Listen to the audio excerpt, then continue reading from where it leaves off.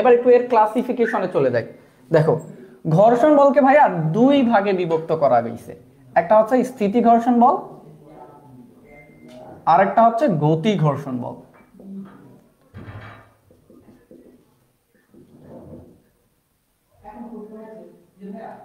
তাহলে ঘর্ষণ বল কত প্রকার ভাইয়া? একটা বস্তু স্থির আছে বা না গতিশীল আছে এর উপর বেস করে ঘর্ষণ বল হচ্ছে দুই প্রকার, একটা হচ্ছে স্থিতি ঘর্ষণ আর একটা হচ্ছে গতি ঘর্ষণ।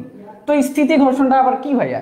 স্থিতি ঘর্ষণ হইতেছে যে দুইটা স্থির বস্তুর মধ্যকার যে ঘর্ষণ বলটা আছে ওইটাকে বলা হইতেছে স্থিতি ঘর্ষণ, আর গতি ঘর্ষণ হচ্ছে যে দুইটা চলমান বস্তুর মধ্যকার যে ঘর্ষণ বলটা কাজ করে ওইটাকে বলা হইতেছে গতি ঘর্ষণ।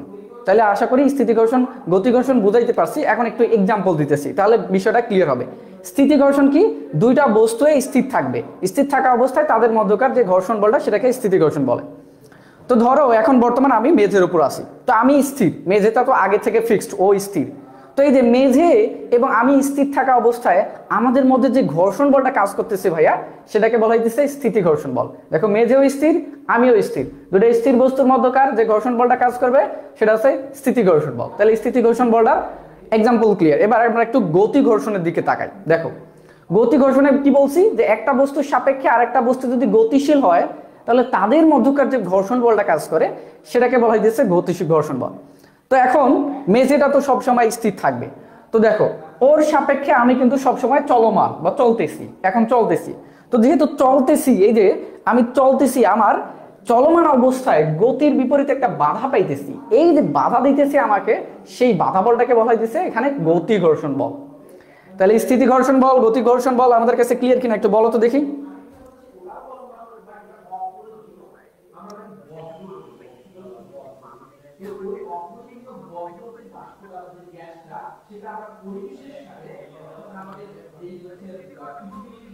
ক্লিয়ার ভাইয়া, ক্লিয়ার ভাইয়া। তাহলে আমরা একটু সামনের দিকে আগাই। দেখো এবার একটু আমরা সামনের দিকে আগাই। এইবার আমরা 3 মার্কের দুইটা কোশ্চেনের আনসার করবো আজকে। একটা আছে স্থিতি ঘর্ষণ গুণাঙ্ক, ওইটার প্রতিপাদন করব। তো এই প্রতিপাদনটা আমাদের কিন্তু সংক্ষিপ্ত বিভাগ 3 মার্কের প্রশ্নের আনসারে আসে। তো চলো আমরা শুরু করে দেই।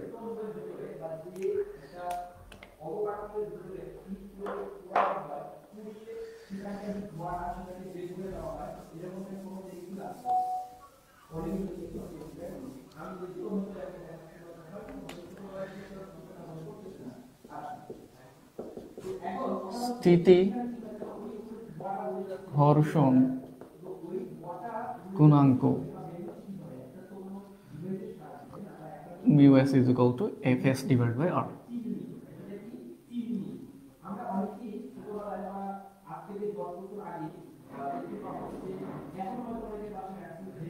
তো দেখো এই কোশ্চেনটা কিন্তু আমাদের মিড টার্মে বা সেমিস্টার ফাইনালে আসবে। এইরকম কোশ্চেনগুলা সংক্ষিপ্ত বিভাগে খুব আসে।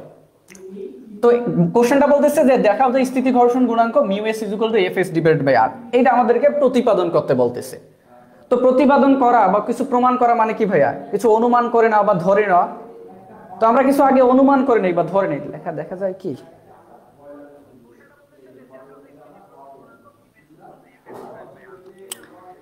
লেখা দেখা যায় আশা করি। তো চলো শুরু করে দিই। তো ধরো এইটা হচ্ছে আমাদের ভূমি, এই ভূমির উপর ভাইয়া একটা বাক্স আছে বা বক্স আছে, এই যে একটা বক্স। তো এই বক্সটার আমরা ভরটাকে ধরলাম যে এই বক্সটার ভর হচ্ছে এম। আবার এই বক্সটার উপর আমরা ভাইয়া এই দিক বরাবর বল অ্যাপ্লাই করলাম, এফ পরিমাণ বল অ্যাপ্লাই করলাম। তো যদি এই বস্তুটাকে এই দিক বরাবর এফ পরিমাণ বল অ্যাপ্লাই করি তাহলে বস্তু কোন দিক গতিশীল হবে আমাকে বলো তো দেখি। বল অ্যাপ্লাই করছি এই দিক বরাবর, তাহলে বস্তু গতিশীল হবে ভাইয়া এই দিক বরাবর। এখন বস্তু যদি এই দিক বরাবর গতিশীল হয় তাহলে ঘর্ষণ বল কোন দিক বরাবর কাজ করবে? ঘর্ষণ বল কাজ করে অলওয়েজ গতির বিপরীত দিকে। তাহলে বস্তু গতিশীল এই দিকে, ঘর্ষণ বল কাজ করবে তার উল্টা দিকে বা বিপরীত দিকে, এই দিক বরাবর। এই দিক বরাবর ঘর্ষণ বলটা কাজ করলো।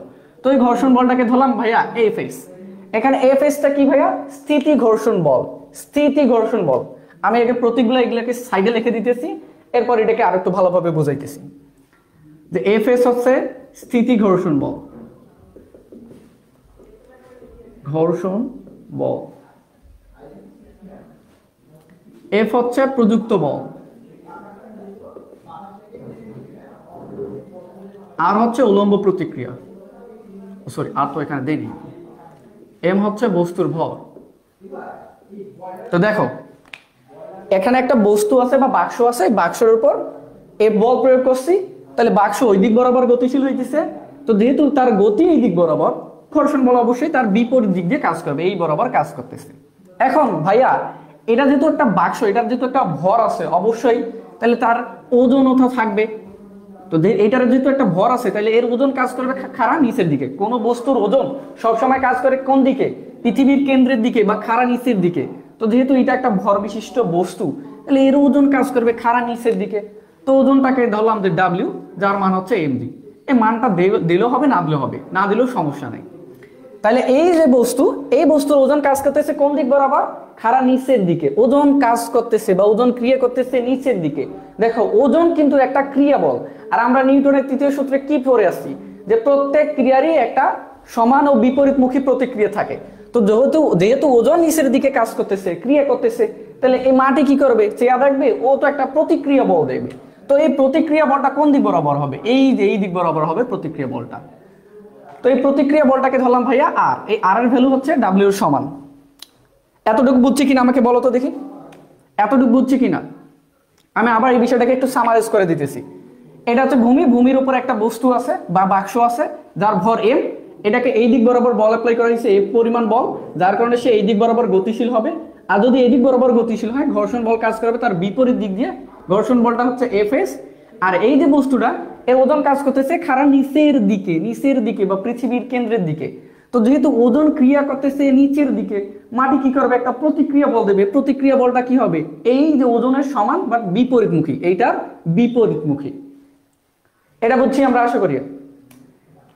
এখানে আরটা হচ্ছে উলম্ব প্রতিক্রিয়া, উলম্ব প্রতিক্রিয়া, আর ডাব্লিউটা হচ্ছে ওজন। এখন একটু ফোকাস করো, এখন একটা তোমাদেরকে বাস্তব একটা এক্সাম্পল দেখাই, তাহলে বিষয়টা ক্লিয়ার হবে। দেখো এই আমার হাতে মার্কারটা আছে, এই মার্কারটাকে টানলাম, আমি অনায়াসে এই মার্কারটাকে টানতে পারি, এখানে ঘর্ষণ বলটা কম। এখন মার্কারটার জায়গায় একটা আমি মোবাইল নিলাম, মোবাইলটাকে আমার হাতের উপর থেকে টানলাম, দেখো এখানে কিন্তু অনেক শক্তি খাইতেছে বা বাধা লাগতেছে প্রচুর পরিমাণ, কষ্ট লাগতেছে। কষ্ট লাগা মানে কি ভাইয়া? বাধা পাইতেছে প্রচুর পরিমাণ। আবার আমার হাতের উপর যদি আমরা একটা ইট রাখি, ইট রেখে টানি, ওখানে কিন্তু আরো আমাকে বেশি পরিমাণ কষ্ট লাগবে বা আমাকে আরো বেশি বাধা দিবে। ও বাধা দেওয়া মানে কি ভাইয়া? ঘর্ষণ বল ওখানে বেশি। তাহলে দেখো মার্কারের ঘর্ষণ বল কম, এর চেয়ে ঘর্ষণ বল বেশি মোবাইলের, এর চেয়ে বেশি ঘর্ষণ বল বেশি একটা ইটের। তাহলে এই যে ঘর্ষণ বলটা কিসের উপর বেস করতেছে ভাইয়া বলো তো দেখি? অবশ্যই একটা ভর বা ওজনের উপর বেস করতেছে বা ওজনের উপর ডিপেন্ড করতেছে। মার্কারের ওজন কম দেখে এটাকে সহজে চলে আসছে, মানে ওর উপর ঘর্ষণ বল কম, এই জন্য সহজে চলে আসছে। আবার মোবাইলের ওজন বেশি বলে ওর ঘর্ষণ বলটা বেশি, ওই জন্য ও টানতে আমাকে বেশি কষ্ট লাগতেছে বা বাধার পরিমাণটা বেশি লাগছে। একইভাবে ইটের ক্ষেত্রেও। তো তাইলে ঘর্ষণ বলটা কার উপর ডিপেন্ড করতেছে আমাকে বলো তো দেখি? ঘর্ষণ বলটা কার উপর ডিপেন্ড করতেছে? ওজনের উপর বা উলম্ব প্রতিক্রিয়ার উপর। তাহলে আমি বলতে পারি যে বাস্তব অভিজ্ঞতা থেকে,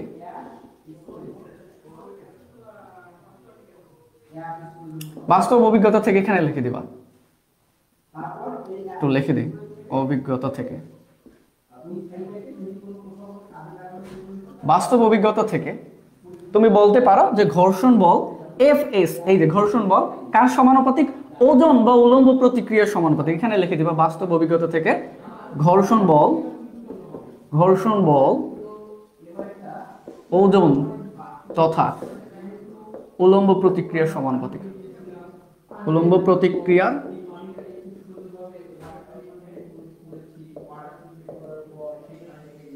সমানুপাতিক। এটা তো আমরা একটু আগে দেখে আসলাম যে এই যে ঘর্ষণ বলটা তার উলম্ব প্রতিক্রিয়া বা ওজনের সমানুপাতিক, ওজন ডাব্লিউ এর সমানুপাতিক। আর ডাব্লিউ হচ্ছে ক্রিয়া বল এবং আর হচ্ছে প্রতিক্রিয়া বল, এই দুটোর সমান। তাহলে আমি ডাব্লিউর জায়গায় আর লিখতেই পারি, ডাব্লিউ এই যে f s is proportional to r. তো এইটা আবার কই থেকে আসলো ভাইয়া? এটা তো একটু আগে বললাম যে বস্তুর যার ভর যত কম তার ঘর্ষণ বল তত কম। ইটের ঘর্ষণ বল বেশি সবচেয়ে, এর নিচে তারপরে হচ্ছে মোবাইলের, এরপর আছে একবারে নিচে হচ্ছে মার্কারের।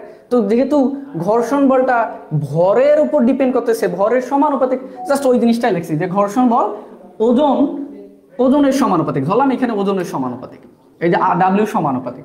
এখন এই যে ডাব্লিউ এবং আর এই দুটো কি ভাইয়া, ক্রিয়া এবং প্রতিক্রিয়া বল। ক্রিয়া প্রতিক্রিয়া বল কি সমান, আমরা নিউটনের তৃতীয় সূত্রে শিখে এসেছি। তো যেহেতু সমান, তাহলে আমি ডাব্লিউর জায়গা কি লিখতে পারি ভাইয়া, আর লিখতে পারি। এখন একটু ফোকাস করো, এই যে সমানুপাতিক চিহ্ন আছে এটাকে আমাদের তুলে দিতে হবে, এই সমানুপাতিক চিহ্ন তুলে দিয়ে সমান চিহ্ন বসাইতে হবে। তো এই সমানুপাতিক চিহ্ন তুলে দিয়ে সমান চিহ্ন বসাইতে গেলে অবশ্যই একটা ধ্রুবক দ্বারা গুণ করতে হবে। তো ওই ধ্রুবকটাকে ধরলাম ভাইয়া মিউ এস ইন্টু আর এখানে। তো এখানে এফ এস তো আমরা জানি স্থিতি ঘর্ষণ বল, আর এই যে মিউ এস কি ভাইয়া, মিউ এস হচ্ছে একটা সমানুপাতিক ধ্রুবক, এই সমানুপাতিক ধ্রুবকটাকে বলা হইতেছে ঘর্ষণ গুণাঙ্ক, আর হচ্ছে উলম্ব প্রতিক্রিয়া, এই যে এখানে লেখা আছে। তা আমরা বের করতে চাই কার মান ভাইয়া, মিউ এস এর মান বের করতে চাই, বা ঘর্ষণ গুণাঙ্ক মিউ এর মান বের করতে চাই। তাহলে ঘর্ষণ গুণাঙ্ক, স্থিতি ঘর্ষণ গুণাঙ্ক মিউ এস ইকুয়াল টু কি দাঁড়াবে, F S divided by r. এই যে আমাদের প্রতিপাদন হয়ে গেছে, পি আর ও ভি ই ডি, প্রুফড। এটা কিন্তু 3 মার্কের কোশ্চেনে আসে থেকে। আমাকে বলো এটা বুঝছি কিনা আমরা, আমাকে একটু বলো তো।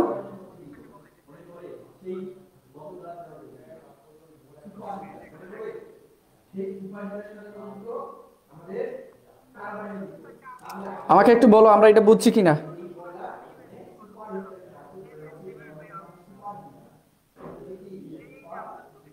ক্লিয়ার ভাইয়া, ক্লিয়ার ভাইয়া। এমনি নাইম বলছে ক্লিয়ার, এমনি হোসাইন বলছে ক্লিয়ার, ইফতেখার আহমেদ বলছে ক্লিয়ার।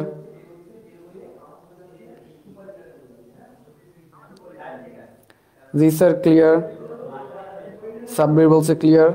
তো যেহেতু ক্লিয়ার, আমরা একটু সামনের দিকে আগাই। এই প্রমাণটা আমাদের কাছে ক্লিয়ার হইলো। এখন আমরা আর একটা প্রমাণ আছে ওইটার দিকে ফোকাস করি, এরপর আমাদের রিভিশন ক্লাসে চলে যাব। তাহলে এটাকে মুছে দিতেছি।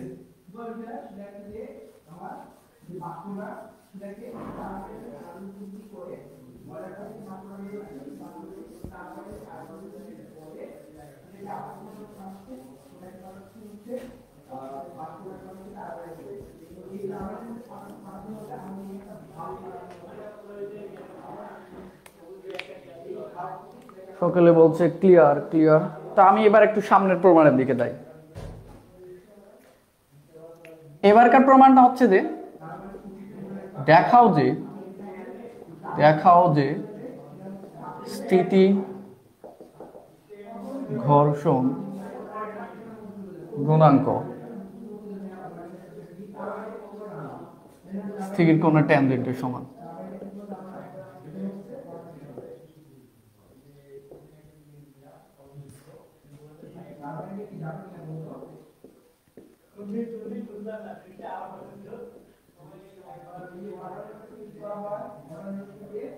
অর্থাৎ বা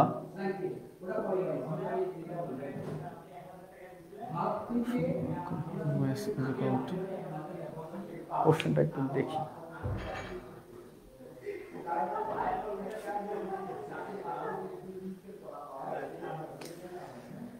ট্যান থিটা,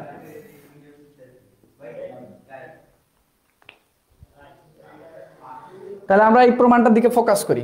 এই প্রমাণটা দুই ভাবে আসতে পারে, যে দেখাও যায় স্থিতি ঘর্ষণ গুণাঙ্ক mu s equal two tan theta F অথবা স্থির কোণের ট্যানজেন্টের সমান। এইভাবে দুইভাবে কোশ্চেনটা আসতে পারে। তো চলো আমরা প্রতিপাদনটা শুরু করে দেই। এটা অনেক ইজি একটা প্রতিপাদন। এখন একটু ফোকাস করো। প্রমাণ বা প্রতিপাদন মানে আমাকে কিছু ধরে নিতে হবে বা অনুমান করে নিতে হবে। তো ভাইয়া ধরে নিলাম এটা হচ্ছে আমাদের ভূমি, ভূমির উপর একটা বস্তু আছে, এই যে একটা বস্তু, এই বস্তুটা হচ্ছে এম ভর বিশিষ্ট একটা বাক্স বা বস্তু আছে। তো এই বস্তুর উপর আমরা এফ পরিমাণ এই দিক বরাবর বল অ্যাপ্লাই করছি। তাহলে এফ পরিমাণ যদি বল অ্যাপ্লাই করি এই দিক বরাবর, বস্তু গতিশীল হবে এই দিকে, ঘর্ষণ বল কাজ করবে তার বিপরীত দিক বরাবর, এই বরাবর ধরলাম ঘর্ষণ বল এফ এস কাজ করতেছে এই বরাবর। এখন এই বস্তুর ভাই একটা ওজন আছে, ভর যেহেতু আছে তাহলে এর একটা ওজনও আছে, ওজন কাজ করে খাড়া নিচের দিকে। তাহলে এই বস্তুর উপর ওজন কাজ করবে খাড়া নিচের দিকে, ওজন বলটা কাজ করবে খাড়া নিচের দিকে। তো যেহেতু ভাইয়া ওজন একটা বল, এটা কাজ করতেছে খাড়া নিচের দিকে, তা আমরা নিউটনের তৃতীয় সূত্র থেকে কি শিখে আসলাম, প্রতিক্রিয়া বল পাবো, প্রত্যেক ক্রিয়ারই একটা সমান ও বিপরীত প্রতিক্রিয়া থাকে। তাহলে এই ডাব্লিউ বলের যে মাটি বা এই যে তোমার ভূমি ডাব্লিউ বলের প্রতিক্রিয়া বল দিবে তার ঠিক বিপরীত দিক বরাবর এবং সমান পরিমাণ। একটু আগে এগুলা জাস্ট আমি একটু আগে পড়াইছি, এগুলা জাস্ট একটু আগে তো পড়াইলাম প্রমাণের ক্ষেত্রে। এখন একটু ফোকাস করো, এই যে এটাকে মুছে দেই, যে ভরটা এইভাবে দেওয়া যাবে না, দিলে কেমন দেখেন। তাহলে দেখো আমাদের কি প্রমাণ করতে হবে ভাইয়া, mu s is equal two tan theta F. তো একটু আগে তো শিখে আসলাম যে ঘর্ষণ গুণাঙ্ক, এই যে আমরা জানি এভাবে লাগবে যে আমরা জানি, একটু আগে আমরা শিখে আসলাম যে ঘর্ষণ গুণাঙ্ক mu s is equal two ভাইয়া কি F S divided by r. এই সূত্রটা একটু আগে প্রতিপাদন করে আসলাম। তখন এই সূত্রে আমার এফ এস এর মান আর এর মান বসে দিলে আমাদের কাজ হয়ে যাবে, আমাদের সূত্র প্রতিপাদিত হয়ে যাবে। এখন একটু ফোকাস করো ভাইয়া, এফ এস এবং আর এই দুইটা বল নিয়ে আমাদের কাজ করতে হবে। এফ এস কোনটা এইটা এবং আর কোনটা এইটা, এই দুইটা বল নিয়ে কাজ করতে হবে। তো জাস্ট আমি এই জিনিসটাকে একটু এখানে এই পয়েন্টে লিখতেছি। দেখো দেখো এই যে এটা হচ্ছে ভাইয়া কি আমাদের এফ এস বল আর এটা হচ্ছে আর বল। তো দুইটা বল একটা বিন্দুতে কাজ করতেছে, তাহলে আমি একটা লব্ধি বল পাবো। দুইটা বল একটা বিন্দুতে কাজ করলে লব্ধি বলটা কোন বরাবর হবে বলো তো দেখি। আমি কিন্তু ভেক্টর অধ্যায়ে বলছি সামান্তরিকের কর্ণ বরাবর। তাহলে এই বিন্দু থেকে সামান্তরিকের কর্ণ বরাবর আমরা পাবো একটা লব্ধি বল, ওই লব্ধি বলটাকে ধরলাম আর প্রাইম। এখন একটু ফোকাস করো, এই যে লব্ধি বলটা যে উলম্বের সাথে বা উলম্ব বল উলম্ব প্রতিক্রিয়ার সাথে যে কোণ উৎপন্ন করতেছে এই কোণটাকে আমরা ধরলাম ভাইয়া থিটা এফ। থিটা এফটা কি আমাদের স্থিতি ঘর্ষণ কোণ, এখানে থিটা এফটা আছে স্থিতি ঘর্ষণ কোণ। এখন আমাকে বলো লাগবে কি ভাইয়া এফ এস এর মান এবং আর এর মান লাগবে। তো এটা আমরা কিভাবে বের করতে পারি, এফ এস এর মানটা আমরা কিভাবে বের করতে পারি দেখো তো। এখান থেকে একটা লম্ব টেনে দাও, এখান থেকে একটা লম্ব টেনে দাও। তুমি ভাইয়া এই কোণটা জানো, এই কোণটা বের করতে পারবে না, অনায়াসে আমরা এই কোণটা বের করতে পারবো। এটা কত হবে বলো তো দেখি। পুরোটা ভাইয়া 90, এই পুরোটা হচ্ছে 90, এইটা হচ্ছে থিটা এফ। তাহলে এতটুকু কত হবে 90 মাইনাস থিটা এফ, এতটুকু কত হবে 90 minus theta F, 90 minus theta F. এখন একটু ফোকাস করো, থিটা কোণের আমার দেওয়া আছে অতিভুজ আর এর মান, আমাদের বের করতে হবে থিটা কোণ সম্পর্ক বা ওটা অর্থাৎ ভূমি এফ এস এর মান। তো অতিভুজ এবং ভূমির মধ্যকার সম্পর্ক কোনটা, কস থিটা। তাহলে আমরা বলতে পারি যে কস থিটা সমান, কস থিটা সমান এখানে থিটার জায়গা কি আছে ভাইয়া 90 মাইনাস থিটা। তো 90 মাইনাস থিটা সমান ভূমি বাই অতিভুজ। তো ভূমি কোনটা ভাইয়া, এই যে ভূমি হচ্ছে এফ এস, অতিভুজ কোনটা ভাইয়া, এই যে আর হচ্ছে অতিভুজ, এই যে সমকোণ, সমকোণের বিপরীত বাহুটা অতিভুজ আর প্রাইম। তাহলে আমরা বের করতে চাই কার মান, এফ এস এর মান। এফ এস সমান কি হবে যে আর প্রাইম cos 90 মাইনাস থিটা, আর cos 90 মাইনাস থিটা সমান কি ভাইয়া sin থিটা, আর প্রাইম sin থিটা। এটা হচ্ছে একটা ত্রিকোণমিতির ফর্মুলা বা সূত্র। তো এফ এস এর মান আমরা পেয়ে গেলাম, এবার লাগবে কি ভাইয়া আর এর মান লাগবে। আর এর মান বের করলে আমাদের হয়ে যাবে। একটু ফোকাস করো আর এর মানটা কিভাবে বের করতে পারি, এখানে একটু ফোকাস করো। এটা হচ্ছে থিটা কোণ, থিটা কোণের বিপরীত বাহুটা দেখো আমরা আর এর মানটা কিভাবে বের করতে পারি। আর হচ্ছে ভাইয়া এইটা এতটুকু হচ্ছে আমাদের আর। তো থিটা কোণ সংলগ্ন বাহুটা হচ্ছে ভূমি, আর আমাদের দেওয়া আছে আর প্রাইম মানে সমকোণের বিপরীত বাহু অতিভুজ দেওয়া আছে। তো ভূমি এবং অতিভুজের মধ্যকার সম্পর্ক কোনটা বলো তো দেখি, সাইন থিটা। তাহলে আমি বলতে পারি যে সাইন থিটা, থিটার ভ্যালু এখানে কোনটা ভাইয়া থিটা এফ, এই যে থিটা এফ, থিটার ভ্যালুটা কোনটা থিটা এফ। তো সাইন থিটা সমান লম্ব বাই অতিভুজ, থিটা কোণ সরি অনেকটা ভুল করে ফেলেছি ভাইয়া। থিটা কোণ সংলগ্ন বাহুটা হচ্ছে ভূমি এবং সমকোণের বিপরীত বাহুটা হচ্ছে অতিভুজ। তো ভূমি এই যে ভূমি আর এর মান আমাদের লাগবে, আর অতিভুজ আর প্রাইম দেওয়া আছে। তো ভূমি এবং অতিভুজের মধ্যকার সম্পর্ক কোনটা ভাইয়া cos থিটা। তাহলে আমি বলতে পারি যে cos থিটা, থিটার জায়গায় কোনটা আছে থিটা এফ, cos থিটা সমান ভূমি বাই অতিভুজ, ভূমি হচ্ছে আর, অতিভুজ কোনটা আর প্রাইম। তো এখান থেকে তুমি বলতে পারো r is equal to r prime cos theta f, r prime cos theta f. এইবার যেহেতু আমরা এটা হচ্ছে আমাদের 1 নম্বর সমীকরণ দাও। তো যেহেতু আমরা এই যে এফ এস এর মানও পেয়ে গেছি এবং আর এরও মান পেয়ে গেছি, এখানে বসে দাও, বসে দিলে আমাদের প্রতিপাদন হয়ে যাবে। তো এখানে বসে দাও যে 1 নঙে বসাই, 1 নঙে এগুলোর মান বসে দেবো। বসে দিলে আমাদের কি দাঁড়াইতেছে মিউ এস সমান, মিউ এস সমান কি দাঁড়াইতেছে f s divide by r s. F s এর মান কত ভাইয়া, এফ এস এর মান কত r prime sine theta not f, sine theta f. আর আর এর মান কত ভাইয়া? এই যে আর এর মান কত বের করছি, আর প্রাইম cos থিটা এফ। এখন একটু কাজ করো, উপরের আর থিটা, এই যে আর প্রাইম থিটা, শুধু উপরের আর প্রাইম নিচের আর প্রাইম কাটাকাটি যাইতেছে। Sine theta F divide by cos theta F সমান কি বলতে পারো? Sine theta by cos theta সমান কি লেখা যায়? tan theta. তাহলে দাঁড়াইলো মিউ এস সমান tan থিটা এফ। এই যে তুমি প্রতিপাদন পেয়ে গেছো, প্রতিপাদন হয়ে গেছে, প্রতিপাদিত হয়ে গেছে। তো আমাদের পঞ্চম অধ্যায় শেষ, এখানে পঞ্চম অধ্যায় শেষ। আমাকে বলো সবকিছু ঠিকঠাক মতো আমরা বুঝছি কিনা?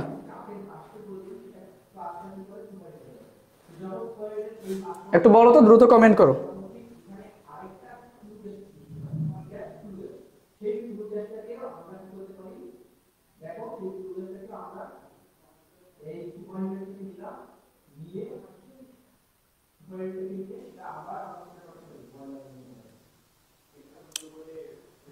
একটু দ্রুত কমেন্ট করো।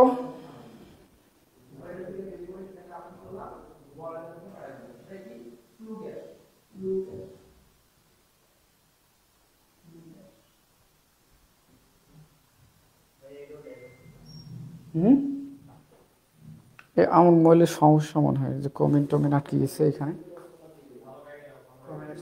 না, আমার মোবাইলের সমস্যা, এইখানে কমেন্ট কিভাবে দেখবো? আমার সমস্যা, মোবাইলের সমস্যা, নেটের সমস্যা। আমার এখানে নেট পাইতেছে।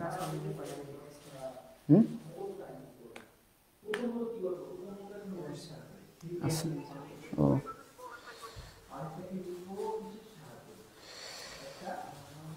ক্লিয়ার ভাইয়া, ক্লিয়ার ভাইয়া। আচ্ছা, আরেকবার বুঝান বলছে ইফতেখার আহমেদ। দেখো আমি আবার বুঝাইতেছি। এই যে সিনারিওটা, এটাকে আমি আরেকবার মুছে দিতেছি, মুছে দিয়ে ভালো করে বুঝাইতেছি। বড় করে একটু আট করি, তাহলে বুঝতেও সুবিধা হবে। এটা বুঝলে, চিত্র বুঝলে আর কোনো কামে নেই, এখানে কোন চিত্র বুঝলে আর কিছু নেই। এটা হচ্ছে আমাদের ভাইয়া ভূমি, এই যে ভূমি। তো ভূমির উপর একটা আমাদের বক্স আছে বা বাক্স আছে। তো বাক্সর তো ভাইয়া একটা ভর আছে। তো ভরটাকে ধরলাম যে বাক্সের ভর হচ্ছে এম। বাক্সের উপর তুমি এই দিক বরাবর এফ বল প্রযুক্ত করছো, প্রতিক্রিয়া একটা বল বা ঘর্ষণ বলতে এই দিক বরাবর বল প্রযুক্ত করছো। তাহলে ভাইয়া কি হবে? ঘর্ষণ বল তার বিপরীতে কাজ করে, প্রযুক্ত বলের বিপরীত দিক দিয়ে ঘর্ষণ বল কাজ করে। তো ঘর্ষণ বল কাজ করতেছে এই দিক বরাবর, এই যে এই দিক আমি যুক্ত করে দিতেছি এই দিক বরাবর। এখন এই বস্তু যেহেতু ওজন আছে, তাহলে এই বস্তুর কি ভাইয়া, এই বস্তু যেহেতু ওজন আছে, ভর আছে, তাহলে এই বস্তুর একটা ওজনও থাকবে। এই বস্তুর ওজনটা কাজ করবে খাড়া নিচের দিকে। এই যে ওজনকে আমরা ডাব্লিউ দ্বারা প্রকাশ করি, ডাব্লিউ কাজ করবে খাড়া নিচের দিকে। যেহেতু বস্তুটার ভর আছে, তাকে পৃথিবী চাবে সর্বদা নিচের দিকে টানতে বা কেন্দ্রের দিকে টানতে। তো তার টান বলটাকে বলা হয় ওজন, ওইটাকে আমরা ডাব্লিউ দ্বারা প্রকাশ করলাম। তো যেহেতু সে নিচের দিকে ডাব্লিউ পরিমাণ বল প্রযুক্ত করতেছে এই বাক্সটা, তো বাক্সটাকে মাটি কি চেয়ে দেখবে? মাটি তো একটা প্রতিক্রিয়া বল দেবে, নিউটনের তৃতীয় সূত্র অনুসারে প্রতিক্রিয়া বল দেবে। তো মাটি এই সেম পরিমাণ বলটাকে প্রতিক্রিয়া, আমরা জানি ক্রিয়া প্রতিক্রিয়া বল সমান, তাহলে ডাব্লিউ পরিমাণ বলের সমপরিমাণ প্রতিক্রিয়া একটা বল দিবে উপরের দিকে, তার বিপরীত দিকে, ক্রিয়া বলের বিপরীত দিকে। তো এই ডাব্লিউ পরিমাণ বলের বিপরীত দিকে যে বল প্রযুক্ত করতেছে প্রতিক্রিয়া বলটা, ওটাকে আমরা ধরলাম আর। এই প্রতিক্রিয়া বলটা দেখো, এই যে ক্রিয়া বল যেদিকে তার বিপরীত দিকে। এখন একটু ফোকাস করো, এই যে এইটা একটা বল আর, এই যে আর, এটা হচ্ছে একটা অবিলম্ব প্রতিক্রিয়া বল। আর এফএস কি ভাইয়া? স্থিতি ঘর্ষণ বল। আমাদের কোন দুটো বল নিয়ে কাজ করতে হবে? এফএস এবং আর, এই দুটো বল নিয়ে কাজ করতে হবে। আমরা জানি স্থিতি ঘর্ষণ গুণাঙ্ক mu s equal to f s divide by r, এই দুটো বল নিয়ে কাজ করতে হবে। তো দেখো এই যে এফএস এবং আর, এই দুইটা বল একটা বিন্দুতে কাজ করতেছে, এই যে একটা বিন্দু হতে কাজ করতেছে। তাহলে এই দুটা বল যেহেতু একটা বিন্দুতে কাজ করতেছে, এদের একটা লব্ধি আমি পাবো। তো লব্ধিটা কোন বরাবর হবে? এটা তো আমি ভেক্টরে শিখাইছি সামান্তরিক সূত্রে। দুইটা বল একটা বিন্দুতে কাজ করলে তাদের লব্ধি হবে সামান্তরিকের কর্ণ বরাবর। এই যে এখান থেকে এটা আনুমানিক ধরো, এটা হচ্ছে একটা সামান্তরিকের কর্ণ, এই কর্ণ বরাবর হবে লব্ধি বল। তো তার যে লব্ধি বল, এটাকে আমরা আর প্রাইম দ্বারা প্রকাশ করছি। এখন এই যে লব্ধি বলটা দেখতেছো না আর প্রাইম, এটা হচ্ছে অবিলম্বের সাথে, এই যে অবিলম্বের সাথে ধরো যে ভাইয়া থিটা এফ কোণ উৎপন্ন করলো। এই থিটা এফটাকে বলা হইতেছে স্থিতি ঘর্ষণ বল, সরি স্থিতি ঘর্ষণ কোণ। এই থিটা এফটাকে বলা হইতেছে স্থিতি ঘর্ষণ কোণ। এখন তুমি আমাকে বলো, আমরা এফ এস এর মান বের করব। এই যে এফ এস এর মান বের করবো, এটা কিভাবে বের করবো? তো এফ এস এর মান বের করবো কিভাবে? এই যে এফ এস এর মান কিভাবে বের করব? এই কোণটা যদি থিটা হয়, আমাকে বলো তো এই কোণটা কত হবে, এই বাকি কোণটার ভ্যালু কত হবে? এই যে এটা থিটা থিটা এফ যদি হয় এটা কোণ কত হবে, পুরোটা 90, এতটুকু থিটা এফ, তাহলে এটা হবে ভাইয়া 90 মাইনাস থিটা এফ। এই যে 90 মাইনাস থিটা এফ এতটুকু হবে। এখন এটা যদি আমাদের 90 মাইনাস থিটা এফ হয়, তো এখান থেকে একটা লম্ব টেনে দিবা, থিটা কোণের বিপরীত দাও, দেখো থিটা কোণ সংলগ্ন, এই যে থিটা এটা হচ্ছে কোণ, এই যে 90 মাইনাস থিটা এফ এটা কোণ সংলগ্ন বাহুটার নাম কি ভাইয়া, ভূমি, ভূমি কোণটা এফএস। এবং আমাদের এই যে সমকোণ, সমকোণের বিপরীত বাহুতে দেওয়া আছে, এই যে বিপরীত বাহুটা হচ্ছে আর প্রাইম। তো ভূমি এবং ওই যে ভূমি এবং অতিভুজ এই দুটার মধ্যে সম্পর্ক কোনটা, cos থিটা। আমি জাস্ট লিখছি cos থিটা সমান থিটার জায়গাতে এখানে আমাদের কত আছে, এই যে থিটার জায়গাতে 90 মাইনাস থিটা আছে, 90 মাইনাস থিটা ভূমি বাই অতিভুজ লিখে দিছি। তো এখান থেকে এফএস এর মান বের করছি। সেম ভাবে আমরা আর এরও মান বের করছি। আর দিছে দেখো এখানে একটু ফোকাস করো, এই যে থিটা কোণ সংলগ্ন, এই যে থিটা এফ কোণ সংলগ্ন বাহুটার নাম কি ভাইয়া, ভূমি। আমরা জানি কোণ সংলগ্ন বাহুটার নাম হচ্ছে ভূমি, থিটা এফ সংলগ্ন বাহুটা হচ্ছে ভূমি।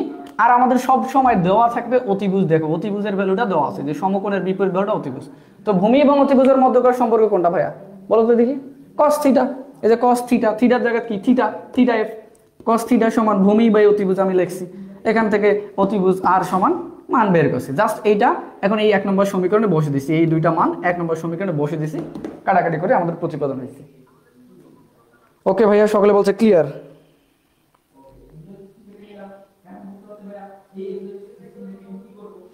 তো এখন তোমাদের কারো যদি আমি বিগত যে চ্যাপ্টারগুলো করেছি এখানে কোনো সমস্যা থেকে আমাকে বলো,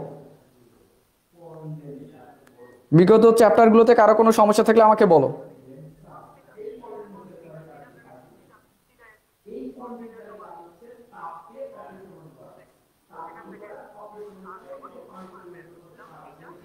ডান, সকলে বলতেছে ক্লিয়ার ভাইয়া।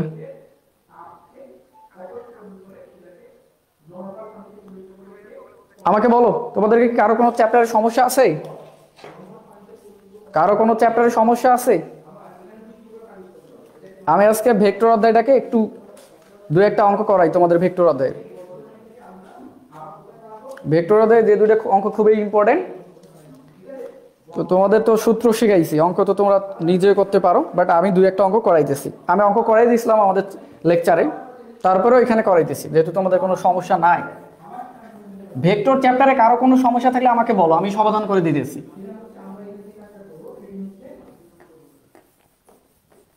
ভেক্টর চ্যাপ্টারে কারো কোনো সমস্যা থাকলে বলো, এটা তো রিভিশন ক্লাস, পঞ্চম অধ্যায় প্লাস রিভিশন ক্লাস। কারো কোনো সমস্যা থাকলে বলো ভেক্টর অধ্যায়ে। সাজেশনের গুলো বুঝাই দেন, আমি তো সবগুলোই বুঝাই দিছি। দেখো তো যেহেতু তোমাদের কারো সমস্যা নেই, তাহলে আমি তোমাদের একটা ম্যাথ করতে দিই প্রথম অধ্যায়ে। দেখো প্রথম অধ্যায়ের একটা ম্যাথ করতে দিতেছি।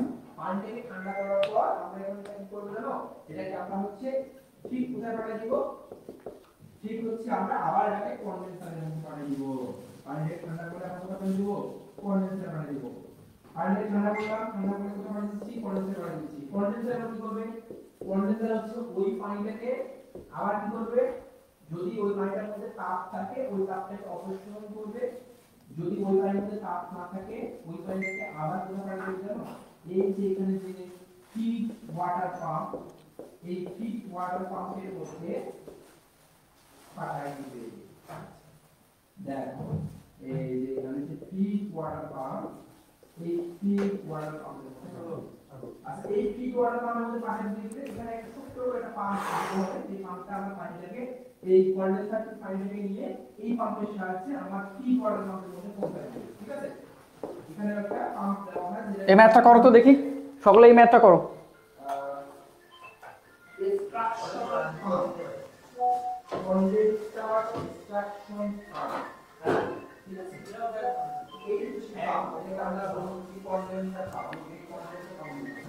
আমাকে বলো ভেক্টরের কার কোনো চ্যাপ্টারের সমস্যা থাকলে আমাকে বলো।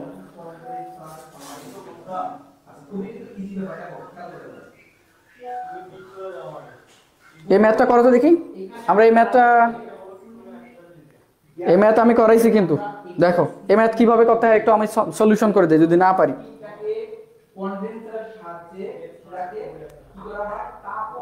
একজন বলছে কেন্দ্রমুখী বলের প্রমাণটা আবার বুঝিয়ে দেন। তো যদি সকলের প্রমাণ সমস্যা হয় আমাকে বলো, আমি বুঝিয়ে দেবো। যদি তোমার পার্সোনাল সমস্যা হয় তাহলে আমি বাসায় যাই তোমাকে এককভাবে বুঝিয়ে দেবো, কারণ এটা তো হচ্ছে লাইভ ক্লাস।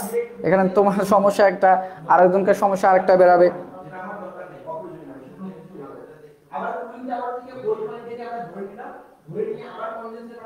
তো দেখো কি বলতেছে ভাইয়া, দুইটা দিক রাশির প্রত্যেকটার মান 5 একক। দুইটা দিক রাশি বা ভেক্টর রাশির প্রত্যেকটার মান 5 একক। ধরো এইটা একটা ভেক্টর রাশি, এটার মান হচ্ছে 5 একক। আরো একটা ভেক্টর রাশি আছে, ওইটারও মান হচ্ছে 5 একক। আরো একটা ভেক্টর রাশি আছে, ওইটারও মান 5 একক। তো তার আগে বলতেছে কি, তারা একই বিন্দুতে 120 ডিগ্রি কোণে ক্রিয়ার হতো। তাহলে এই বরাবর আরো একটা ভেক্টর রাশি আছে যেটা 120 ডিগ্রি কোণে ক্রিয়ার হতো, এটারও মান হচ্ছে ভাইয়া 5 একক। এখন আমাকে বলো যে এদের লব্ধির মান কত হবে। লব্ধির মান কত হবে? দুইটা ভেক্টর একটা পয়েন্টে কাজ করতেছে, তাহলে এদের লব্ধি হবে সামান্তরিকের কর্ণ বরাবর। এই সামথিং একটা এরকম হবে, এটা একটা সামান্তরিক টানলে এরকম একটা, এই যে সামান্তরিকের কর্ণ বরাবর এদের লব্ধি হবে।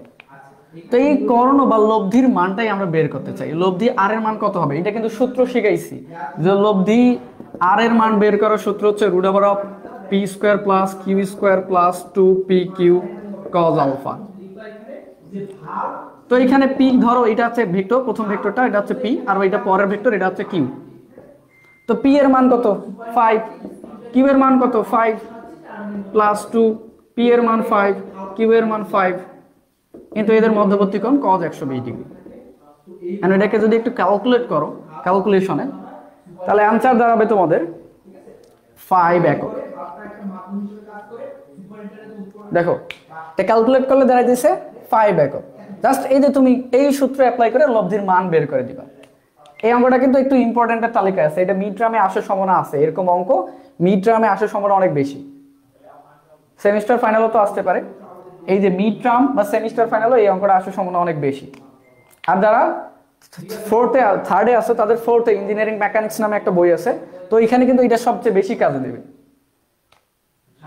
এই যে লব্ধির মান আমরা বের করলাম, এবার লব্ধির দিক বের করব। দিকটা কিভাবে বের করব? দিক নির্ণয়ের সূত্র আমি শিখাইছিলাম যে θ = tan ইনভার্স y/x, এটা একটা দিক নির্ণয়ের সূত্র। অথবা আমরা দিক নির্ণয়ের সূত্রটা আরেকভাবে দেখছিলাম যে দিক নির্ণয়ের সূত্রটা ছিল যে θ = দেখো tan θ ছিল যে tan θ সমান, যার সাথে কোণ বের করতে চাও তার সাথে হবে সিঙ্গেল, সে হবে নিচে সিঙ্গেল, উপরে sin θ হবে, নিচে cos θ অংশ হবে। তো দেখো তো এই যে লব্ধি ভেক্টরটা, এই দেখো এই যে লব্ধি ভেক্টরটা, তুমি যদি p ভেক্টরের সাথে একটা কোণ বের করতে চাও, লব্ধি ভেক্টরটা এই যে p ভেক্টরের সাথে, এই p ভেক্টরের সাথে কত ডিগ্রি কোণ করে আছে তার মান বের করতে চাও, তাহলে তোমরা এভাবে দিবে যে tan θ সমান, যার সাথে কোণ, তুমি কার সাথে কোণ বের করতে চাও, p এর সাথে, সে থাকবে নিচে সিঙ্গেল মানে 5, উপরে বাকি যে ভেক্টরটা থাকবে যে q ভেক্টর, ওর হবে sin অংশ, নিচে হবে cos অংশ। তাহলে q এর এই যে q ভেক্টরটার মান কত 5, ওর sin অংশ, sin কতটুকু হবে, মান কত 120 ডিভাইডেড বাই, এখানে প্লাস দিবা এবং একই অংশ হবে cos 5 cos 120 ডিগ্রি। এটা হচ্ছে সূত্র, আমি কিন্তু শিখাইছিলাম। এখান থেকে যদি ক্যালকুলেট করো তাহলে থিটার মানটা কত বাড়াই দিছে, 60 ডিগ্রি বাড়াই দিছে। এই যে এখান থেকে θ = tan ইনভার্স হয়, এখানে आंसर বসে দিলে থিটার ভ্যালু বেড়ে যেতেছে। তাহলে আমরা ভেক্টরের লব্ধির মান, লব্ধির দিক বের করা শিখলাম। লব্ধির দিক কি, এই যে আমরা যে দিকটা বের করলাম, যে থিটার মানটা বের করলাম, এই থিটাটা হচ্ছে যে p ভেক্টরের সাথে এই যে লব্ধি বা r ভেক্টরটা কত ডিগ্রি কোণ করে আছে তার মান, এই যে এতটুকুর মান, এই এতটুকুর মান 60। তাহলে আশা করি এই জিনিসটা আমি বুঝাইতে পারছি। তো ভেক্টর অধ্যায়ের কনসেপ্ট ক্লিয়ার।